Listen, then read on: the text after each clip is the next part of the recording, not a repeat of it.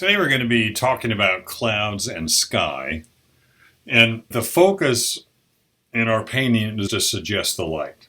Again, it's not the detail. We might like the detail, and the detail might add something to it, some detail, limited. But the goal in practicing in finished paintings is always to suggest light and shadow. Even on a cloudy day, there's both light and shadow. That's the only way to show form. But when we look at the sky, in particular clouds, but obviously the clouds are hanging in the sky, so we want to talk about both. The focus is on how to suggest the light and shadow, because that, again, is what shows the form. It makes the clouds look like they're hanging in the sky instead of just flat, light pieces of flat paper in the sky. They need some form, some value change.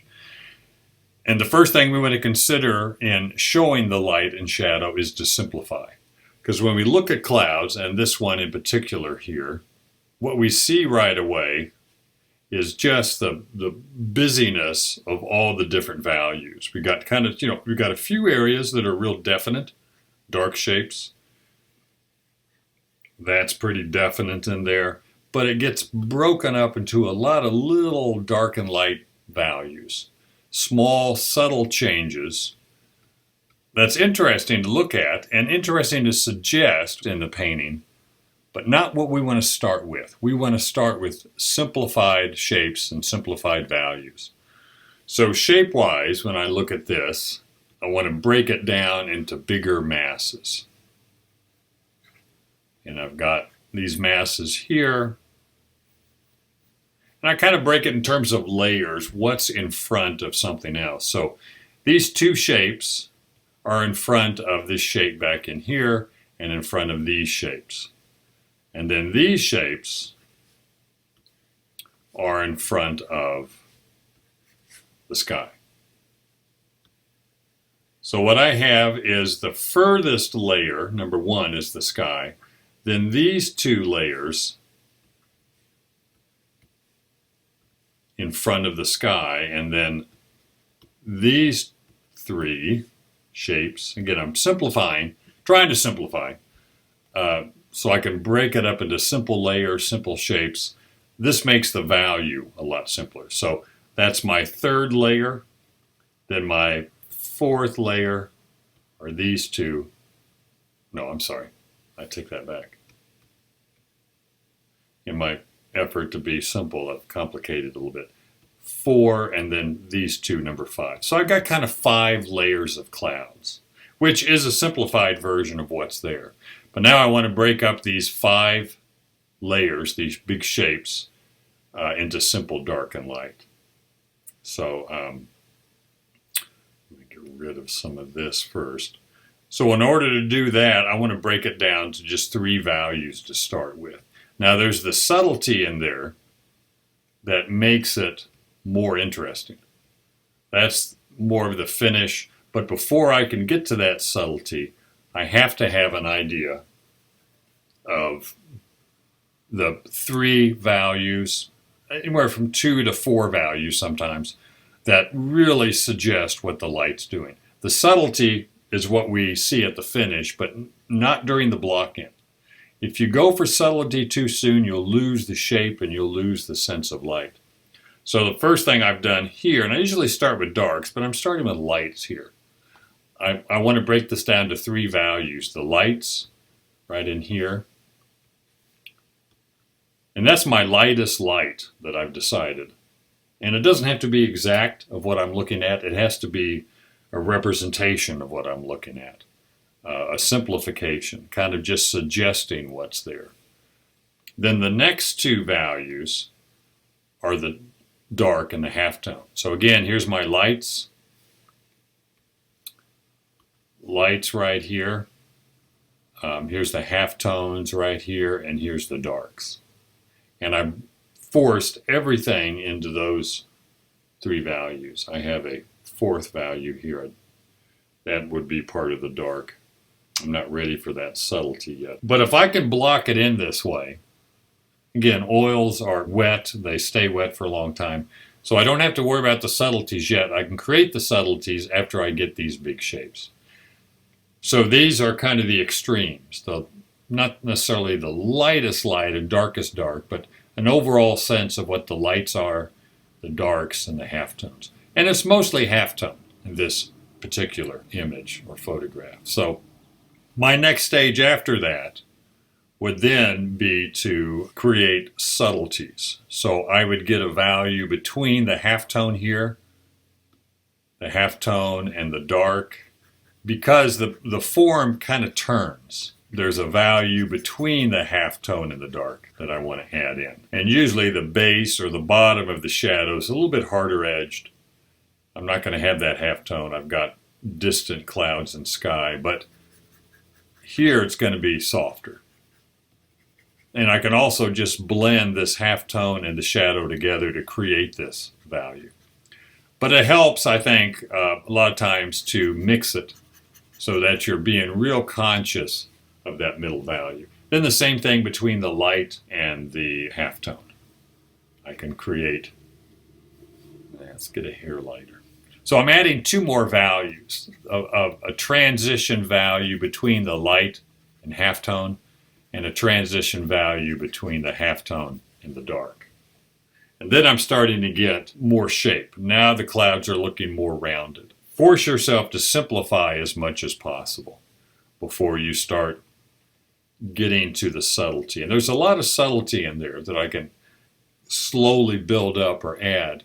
But if I don't have that base of that solid mass, it's real hard to suggest what's going on in the clouds. Now this is more of that summer day where the clouds are low and heavy. They look like floating rocks in there. And same thing here. I still want to simplify to a simple dark. There's my dark pattern. And I'm comparing my dark to the dark of the sky. And the sky is darker than the shadow of the clouds. So everything compares. I can't make the clouds darker than the sky. So really compare those big simple shapes. And here I've got the shape of the blue sky, shape of the shadow clouds, and shape of the light clouds, or the light on the clouds. So there's my shadow. Everything else is going to be light in the clouds. Now I went ahead and lightened the sky. You can see how much lighter. I think the photograph just got too dark. I like the contrast, so probably nothing wrong with making it that dark, but I want a bit more light and color in that sky. It's still real dark in here. This area is still real dark. There's still a lot of contrast between the blue sky and the light and the shadow in the clouds. But it just allows me to get a little more color in it by going lighter. Too much contrast, you don't want either. I mean, what sets up light and shadow is suggesting or showing that strong contrast of dark and light. But we don't want to go too far because then you start to lose color when you get your darks too dark. But you can see the simplicity here. Everything on the bottom and a little bit on the sides, on the right side, is in shadow. And everything on the left side and the top of the clouds is in sunlight. So I'm really forcing myself to simplify. You can see here there's some halftone, but the big values, the most important values, are the light and the dark. And that's what I'm trying to suggest there. And then, and only then, can I come in and start looking for subtlety. So if I mix a color slightly lighter, than the shadow, I can create kind of a halftone. And again, we'd be working wet into wet, so it would blend easier. But that halftone makes them look a little bit more rounded. But I have to be careful with the halftone. And I could vary the halftone a little bit, mix up maybe a couple of values of halftone. But I'm still just thinking in terms of 3 values here. And there's some halftone in the light areas that make the form turn a little bit. And the best thing with clouds, as far as learning them, is just to do practice paintings. Now, color-wise, what I'm usually thinking with clouds is complementary colors. Blue and orange will give me a gray. And in the shadow, I might want it a little more blue than orange because the shadow is cooler. Then in the sunlight, white and orange with a tiny bit of blue to make it slightly muted, because the clouds aren't as light as I can get it, or strong a warm light as I can get it. You want enough separation again between the light and the dark. But I'm using the same color, orange and blue. It's just in the shadows, it's more of the blue, and in the sunlight, it's more of the orange. And I could also use yellow and violet, which I did here, even though it's computerized. I am thinking more violet and yellow in how I've chosen the colors. A bit more violet than the yellow in the shadow, and a bit more yellow than the violet in the sunlit area. And then the sky also usually has 2 to 3 bands of value change. This is my darkest here, a little bit lighter, and then the lightest down below. And the sky always gets warmer as it goes down to the horizon. So a bit more cerulean, maybe a little bit of viridian in the blue down in here, and more ultramarine up on top. But again, it's not the subtle color changes and not the subtle value changes that makes it work. It's the big simplified shapes and simplified values that make it work better. Here's another one, similar idea. We also want to think compositionally. If I'm doing more of a cloud study, or the clouds are my focal point, I want more clouds than ground. So really crop these, or try cropping them, see if you can come up with a better image. Some of them might work pretty well as they are, but just think compositionally. Get in the habit of cropping everything at least once or twice just to see what it looks like. There's a lot of variations, even in this one, that would make a better painting. If we go a bit more square, then this gives me real nice composition. The clouds are heavy on the left side, and the trees kind of give some balance closer to the right side. And then nice variation of shadow and sunlight on the ground. But again, I'm looking for that bigger pattern every time of shadow and then light. Usually you want to start with the shadow. Now this is a little bit warmer because the sunlit on the ground is bouncing up. Probably don't have to go that warm, but it is going to be cooler than the sunlit areas. But I'm looking for that simplified shape, and if I can create a pattern that flows through here, kind of connects to some degree. I don't want a lot of little separate shapes that don't connect at all. And they don't have to literally connect, but the eye can kind of make the jump, between things. But it has a nice flow there. And I'm creating a bit more flow than what I see in the photograph. And then the same thing, just picking one value for the lights and filling in. So that I'm starting with just 2 values, dark and light. Then I can come in with halftone. And the halftone is usually on the light side. It's not on the shadow side. So I don't want to get it too dark. Maybe it's a little bit closer to the light than it is the shadow. But simplify it, those 3 values, start with the 2, dark and light, and then add the middle value. We're also thinking about designing the clouds. Now also, when I'm photographing, I'm picking out what I think are good designs. But that doesn't mean I can't change it. If I look at things like this one, make sure these clouds overlap. In other words, this cloud right here looks like it overlaps the cloud there. But I can't paint it that way. It has to be like this. This cloud has to overlap. And the more I can overlap, the more I have depth. This has to overlap this. Even though I'm going to block it in one big shape, there's going to be some value change that show one cloud in front of another. And the more you can suggest overlapping, the better.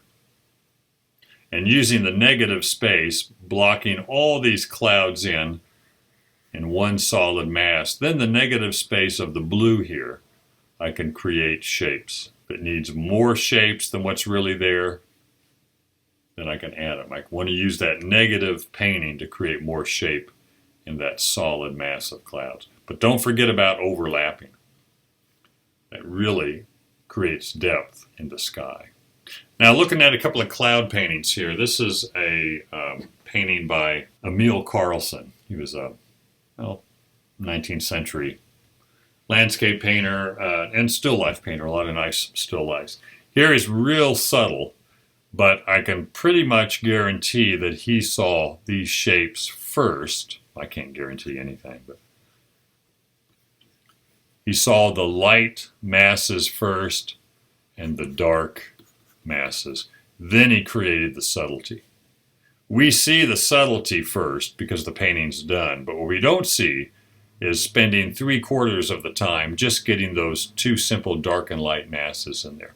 And then the value relationship of the cloud values to the sky value. Now this is real subtle, it's very humid. It's on the East Coast, so there's a lot of soft edges gradually turning to the dark. When you get to the Southwest, you have less of that gradual because there's less humidity. So there's more separation between light and dark. And I want that feeling of things really turning, almost like they're blocks. I want my clouds to look like heavy stones in the sky instead of, wimpy marshmallows. So again, we can always add that halftone and soften a little bit like he's done. This is Edgar Payne, Arizona landscape. There's that halftone in there, but it's this dark and light that makes it work. Practice getting that simple dark and light shadow pattern. Got another one by Edgar here. Same thing. You can see the contrast of the dark blue sky against the lighter shadow of the clouds and then the lights on the clouds. Not much halftone in this one. There's some in here, but most of it is simple dark and light. That's what sets everything up. And then again, how you compose and arrange those three values or shapes. Sky value, two values on the clouds, and how you arrange that pattern. Spend a lot of time looking at cloud paintings. Edgar Payne, because it really helps to study how others see clouds. Now this is a painting by Maynard Dixon, and it's very stylized. You can tell it's 1930s or 40s. But real good, definite, solid masses. And you can really see the shadow, really see the sunlight in there. And then, of course, here's the halftone. And here's some halftone in here. But the shadow and sunlight are really separate. It's the shadow, the halftone that kind of creates some softer edges. But what he's done here also is really focused on design. Setting up the shape of the clouds against the shape of the sky, shape of the mountains, shape of the ground. There's no shape that's the same size or same shape. Everything varies. And it's heavy on this side because of the mountains, but that's balanced by the weight of the billowing clouds on the left side.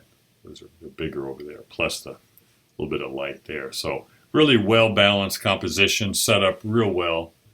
Then just thinking in terms of those simplified values. So the whole key again is to simplify, find that dark and light, and get the right value relationships. The subtlety comes later.